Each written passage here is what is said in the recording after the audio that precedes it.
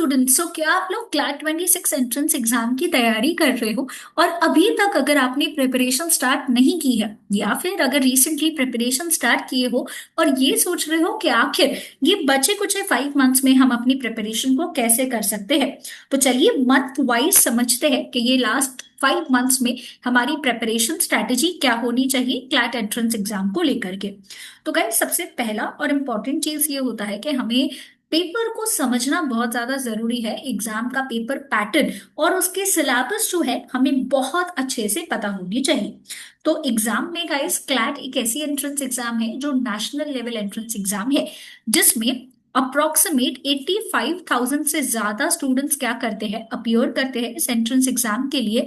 और सीट्स जो है बहुत कम है compare to the number of students जो इस एग्जाम को अपीयर करते हैं, क्योंकि सीट्स अप्रोक्सीमेट सिर्फ 3,500 है, जहां पे 85,000 स्टूडेंट्स क्या कर रहे हैं, अपीयर कर रहे हैं। सो कट थ्रोट कॉम्पिटिशन होता है, तो प्रिपरेशन स्ट्रैटेजी जो आपका स्टडी प्लान है ये भी उसी हिसाब से होना चाहिए। तो क्लैट एग्जाम में टोटल आपको 120 एमसीक्यू बेस्ड क्वेश्चंस पूछे जाते हैं। तो सबसे पहले ये चीज क्लियर कर लीजिए कि आपको लिखना कुछ भी नहीं होता है इस एंट्रेंस एग्जाम में, और 120 एमसीक्यू आपको सॉल्व करने होते हैं 120 मिनट, दैट इज 2 आवर्स में।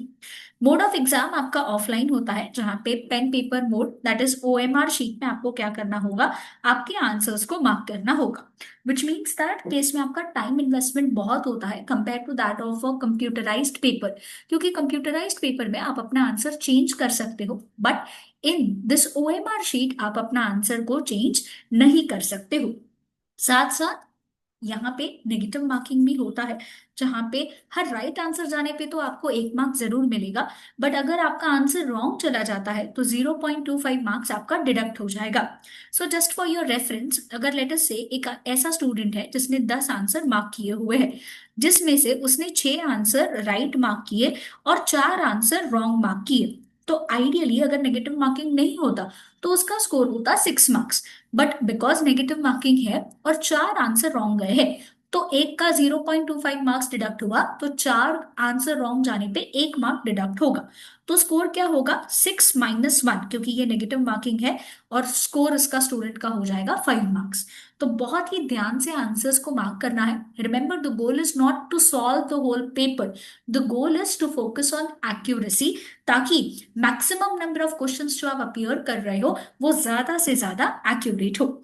सारे क्वेश्चंस आपको पैसेज बेस्ड एमसीक्यू में ही पूछे जाते हैं, that's become the best part, because यहाँ पे आपको कुछ हिंट्स मिलती है यहाँ पे से, साथ ही साथ आपको यहाँ पे हेल्प आउट भी हो जाएगा कि कैसे जो है कुछ वर्ड्स का मीनिंग हो सकता है उस सेंटेंस को पढ़ के समझ के। और मोड ऑफ लैंग्वेज जो है इसका इंग्लिश ही होता है। This is a concern for दो स्टूडेंट स्पेशली जिनका पूरा, अगर 10th स्टैंडर्ड तक अगर प्रेपरेशन एक वर्नाक्युलर मीडियम से हुआ है, तो पूरा पेपर इंग्लिश में ही होता है और कोई लैंग्वेज में आपका जो है यहाँ पे नहीं होता है। नेक्स्ट अगर हम देखें तो आपको 5 सब्जेक्ट्स पूछे जाते हैं, जहाँ पे इंग्लिश लैंग्वेज आपको होता है 20% का, जिसमें आपको आरसी बेस्ड क्वेश्चन होंगे, वोकैबलरी बेस्ड क्वेश्चन, आपको कॉन्टेक्सचुअल मीनिंग जो है ये निकालना होगा। जीके करंट अफेयर्स में लेकर के आपको स्टैटिक जीके पूछा जाता है। लास्ट 2 सालों से हिस्ट्री बेस्ड एक आरसी आ रहा है, सो रिमेंबर ये एक चीज आपके लिए हो जाएगी। Apart from that, legal current affairs, national and international news पूछी जाती है। ऑफिशियली एज सच कोई लिमिट नहीं है कि यही ईयर का न्यूज आएगा या यही पार्ट जो है ये पूछा जाएगा। मेजोरिटी ऑफ द आरसी जो है ये न्यूज़पेपर में से होते हैं, लीगल वेबसाइट्स में से होते हैं, अलग अलग आर्टिकल्स एंड एडिटोरियल्स में से पूछे जाते हैं। जहाँ पे जीके करंट अफेयर्स का वेटेज 25% होगा। लीगल रीजनिंग अगेन 25% के लिए पूछा जाता है, जिसमें आपको लीगल प्रिंसिपल्स आरसी में ही दिए जाएंगे, और वो केस लॉज हो सकते हैं, legal fact and problem solving based questions भी हो सकते हैं। नेक्स्ट इज लॉजिकल रीजनिंग जो 20% है, जिसमें आपको एनालिटिकल रीजनिंग पूछा जाता है। और क्लैट 2025 का जो एंट्रेंस एग्जाम था, इसमें बहुत बड़ा चेंज देखने को मिला, जहाँ पे क्वेश्चन जो है ट्रेडिशनल लॉजिकल रीजनिंग जैसे पजल्स के ऊपर क्वेश्चन जो है ये आ गया था।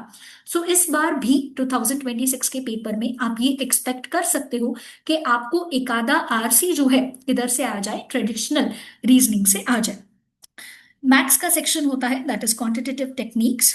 अगर हम देखें तो बेसिक 10 स्टैंडर्ड का मैथ्स आता है। तो इस सेक्शन को लेके आपको ज्यादा वरिड नहीं होना है, क्योंकि परसेंटेजेस, रेशियो, डेटा इंटरप्रिटेशन ऐसे वाले ही क्वेश्चंस आपको पूछे जाते हैं। नेक्स्ट स्टेप आपका ये होगा कि आपको एक स्टडी प्लान क्रिएट करना होगा। देखिए, आपका कॉलेज का टाइमिंग और आपका डेली रूटीन के हिसाब से एक स्टडी प्लान क्रिएट करिए, और वो एक इफेक्टिव और एक प्रैक्टिकल स्टडी प्लान होना चाहिए। बहुत सारे स्टूडेंट्स क्या करते हैं कि डेली बेसिस पे हम 8 घंटा 10 घंटा पढ़ाई करेंगे, बट इन रियलिटी उनका जो नंबर ऑफ आवर्स होता है dedicated toward study, it is hardly 1 और 2 आवर्स। सो बहुत जरूरी है कि आप एक प्रैक्टिकल और एक realistic and effective study plan क्या करो, क्रिएट करो। सिर्फ एक टारगेट मैं आपको दूंगी, बेसिक वाला, जहां पे you have to make sure कि अगर आपने आज जितना भी एमसीक्यू प्रैक्टिस किया है या जो भी पढ़ाई की है, कल उससे थोड़ी ज्यादा होनी चाहिए। So for example, today you solved 10 MCQs, tomorrow it should be at least 12 mcqs, even that is good. See, +1 is better than 0. सो अगर कल एक एमसीक्यू भी ज्यादा सॉल्व हुआ तो भी कोई बात नहीं है, बट एक कंसिस्टेंसी आपको बिल्ड करनी होगी। Consistency is the key to success.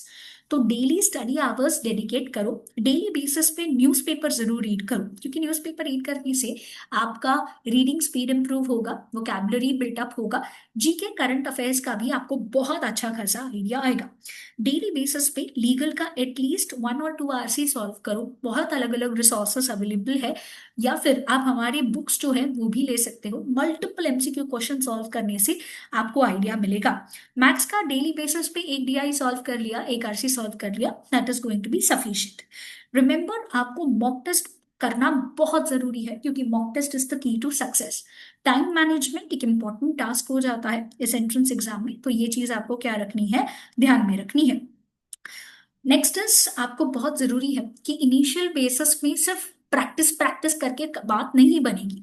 Initial आपका जो स्टार्टिंग का 2 to 3 मंथ्स होगा, इसमें आपको कंसेप्ट बिल्डिंग करना है, डेली बेसिस पे प्रैक्टिस करनी है। तो न्यूज़पेपर रीडिंग तो सॉल्व करना ही करना है, साथ ही साथ रिमेंबर लॉजिकल रीजनिंग, मैथ्स और इंग्लिश को लेके भी कुछ आरसीज आप लोग क्या कर रहे हो, डेली बेसिस पे सॉल्व कर रहे हो। लेक्चर्स अटेंड करिए, बेसिक कंसेप्ट जैसे कि लीगल में contract law, constitutional law, criminal law, concept को स्ट्रॉन्ग करिए। इंग्लिश में वोकैबुलरी को स्ट्रॉन्ग करिए। एलआर में अपनी रीजनिंग स्किल्स को स्ट्रॉन्ग कर दीजिए। साथ ही साथ मैथ्स में आपको प्रैक्टिस, बेसिक फॉर्मूलाज जो है आपको क्या होने चाहिए, आनी चाहिए। नेक्स्ट इज, आपको क्लैट मॉक टेस्ट अपियर करना है। आपको क्लैट मॉक टेस्ट अपियर करने के लिए टारगेट सेट करना होगा कि मेरा इतना परसेंट पढ़ाई होने के बाद मैं क्या कर सकता हूँ, मॉक टेस्ट अपियर कर सकता हूँ। इससे आपको समझ में आएगा कि आपका स्पीड क्या है और आपकी एक्यूरेसी क्या है। तो इनिशियल बेसिस पे 1 फुल लेंथ मॉक टेस्ट आप हर हफ्ते क्या कर सकते हो, ले सकते हो। नेक्स्ट स्टेप है, जो पढ़ाई की है उसे रिवाइज भी करना होगा, क्योंकि देखिए एक बार पढ़ने से बात नहीं बनती है। बहुत जरूरी है कि आप प्रॉपर तरीके से रिवीजन करो, बिकॉज आप जो पढ़ाई जून जुलाई के महीने में कर रहे हो, बहुत ही कम चांसेस है कि उसमें से सारी डिटेल्स आपको दिसंबर के मंथ तक याद रहे। तो इसीलिए आपको शॉर्ट नोट्स बनाना स्टार्ट करना है। जब भी आप न्यूज़पेपर रीड करते हो या फिर कोई नोट्स बनाते हो, तो उसे अपने हिसाब से सिंपल और इजी टू रिवाइज फॉर्मेट में क्या कर दीजिए, नोट्स बनाना स्टार्ट कर दीजिए।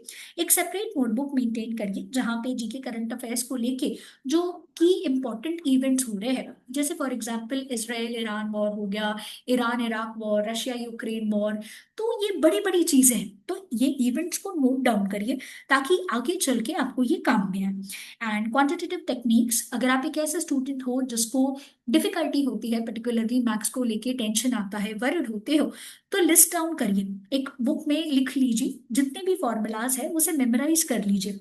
बिकॉज देखो, यहाँ पे फॉर्मूला नहीं आएगा तो बहुत दिक्कत होगी मैथ्स सॉल्व करने के लिए।